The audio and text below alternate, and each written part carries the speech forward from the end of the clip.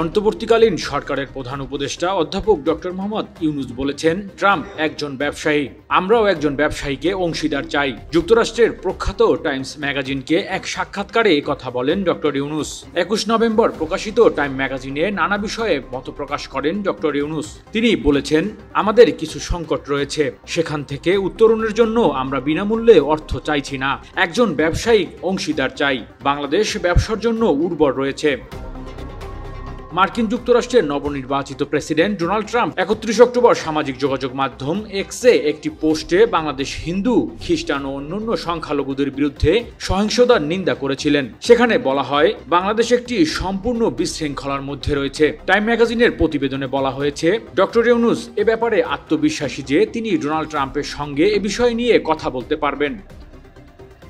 Doctor Yunus বলেন, আওয়ামী লীগে যারা হত্যা ও নির্যাতনের জন্য দায়ী তাদের জবাবদিহিতার আওতায় আনা হবে। বিচারে অপরাধী প্রমাণিত না হলে তারা নির্বাচনে অংশগ্রহণের অধিকার পাবে।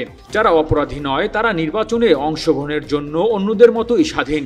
তাদের বিরুদ্ধে রাজনীতির মাঠে লড়তে হবে। সাক্ষাৎকারে তিনি বলেন, ঢাকার রাস্তার প্রতিটা দেয়ালে প্রকাশ পেয়েছে আগস্টের ছাত্র নেতৃত্বাধীন আন্দোলনের মাধ্যমে বিদায় নেয়া সাবেক প্রধানমন্ত্রী শেখ হাসিনার পতনের উদযাপন। মাইলের পর মাইল দেয়াল জুড়ে আঁকা হয়েছে বিদেয়ী এই শাসকের কার্টুন।